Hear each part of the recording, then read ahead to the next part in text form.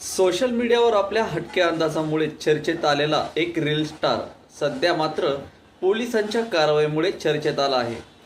सुकून चहाशी संबंधित प्रतीक शिंदे आणि त्याच्या काही साथीदारांवरती एका तरुणाचे अपहरण करून त्याला तब्बल 12 तास मारहाण केल्याचा गंभीर आरोप करण्यात आला आहे. या संपूर्ण प्रकरणामागे केवळ वैयक्तिक वाद नसून ऑनलाईन बेटिंग ॲपच्या प्रमोशनचा मुद्दा देखील असल्याचा आरोप समोर आला आहे.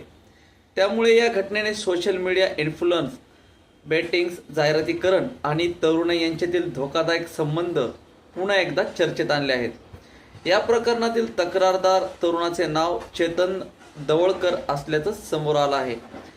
चेतन सोशल मीडियावर रिलेट विथ चेतन या नावाने काम करतो. गेल्या काही महिन्यांपासून तो बेकायदेशीर ऑनलाईन बेटिंग आणि जुगार ॲप्स विरोधामध्ये सोशल मीडियाच्या माध्यमातून जनजागृती करत होता. अनेक बेटिंग प्लॅटफॉर्मवर घरी बसून पैसे कमवा, काही मिनिटात मोठी कमाई करा, जाहिराती केल्या जातात. अशा जाहिरातींमुळे तरुण आणि विद्यार्थ्यांमध्ये ऑनलाईन जुगाराचे आकर्षण वाढत असल्याचा आरोप केला जातो. काही जण पैसे गमावतात, कर्जबाजारी होतात आणि आर्थिक संकटात देखील सापडतात. चेतन अशाच प्रकारच्या ॲपच्या प्रमोशनवर प्रश्न उपस्थित करत असल्याचे सांगितलं जातं. सोशल मीडिया इन्फ्लुएन्सरकडून अशा प्लॅटफॉर्मचे प्रमोशन केले जात असल्याबाबतही तो व्हिडिओ आणि पोस्टच्या माध्यमातून भाष्य करत होता.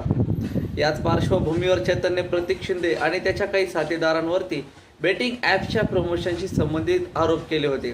त्यानंतर त्याला धमक्या येऊ लागल्याचा दावा तक्रारीत करण्यात आला आहे. त्यानंतर 26 जुलै रोजी या प्रकरणाला अत्यंत एक असं गंभीर वळण मिळाल्याचं समोर आलं. चर्चा करून वाद मिटवू असे सांगून चेतनला पवई परिसरातील पंचकुटीर भागात बोलवण्यात आल्याचा आरोप आहे. तिथे आल्यानंतर काही व्यक्तींनी त्याला जबरदस्तीने वाहनात बसविले, त्याचे हातपाय बांधण्यात आले आणि धारदार शस्त्राचा धाक दाखवण्यात आल्याचे तक्रारीत नमूद करण्यात आले आहे. यानंतर वाहनातून त्याला मुंबई, ठाणे आणि आसपासच्या महामार्ग परिसरात फिरवण्यात आले. या काळात त्याच्यावर मारहाण करण्यात आल्याचा गंभीर आरोप आहे.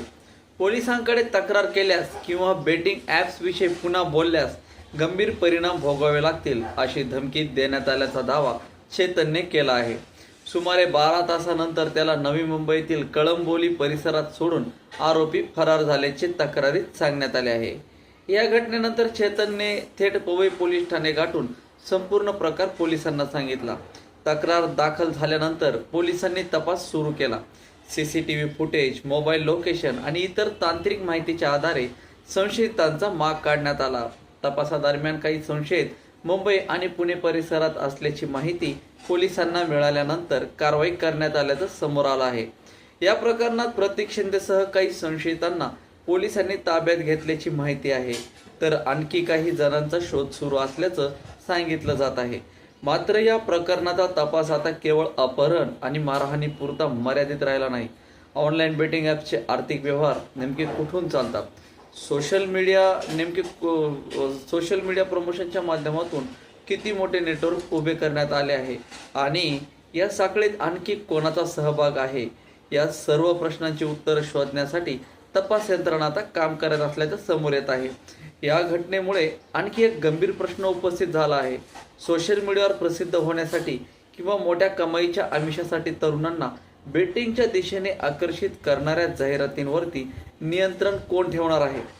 काही सोशल मीडिया व्यक्ती मोठ्या बक्षिसांच्या घोषणा करतात, कुपन आणि गिफ्टच्या माध्यमातून मोठ्या प्रमाणात ऑफर्स लोकांना आकर्षित करतात. मात्र अशा ऑफर्स मागे पैसा येतो कुठून, त्याचा स्रोत नेमका काय आहे आणि त्याचा ऑनलाईन बेटिंगशी काही संबंध आहे का, याची चौकशी होणे तितकेच महत्त्वाचे आहे.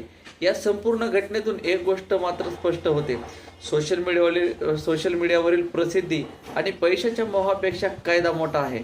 ऑनलाईन बेटिंग किंवा झटपट पैसे मिळवण्याच्या जाहिराती पाहून कोणताही निर्णय घेण्यापूर्वी त्यामागील धोके समजून घेणे गरजेचे आहे. कारण काही मिनिटांच्या लालसेची किंमत कधी आयुष्यभराची आर्थिक आणि मानसिक हानी देखील ठरू शकते. एकंदरीतच मित्रांनो, तुम्हाला या संदर्भात काय वाटतं आम्हाला कमेंट बॉक्समध्ये नक्की कळवा. असेच नवनवीन व्हिडिओ पाहण्यासाठी आपल्या YouTube चॅनलला सबस्क्राईब करा, फेसबुक पेजला फॉलो करा. भेटू नवीन व्हिडिओमध्ये, तोपर्यंत धन्यवाद.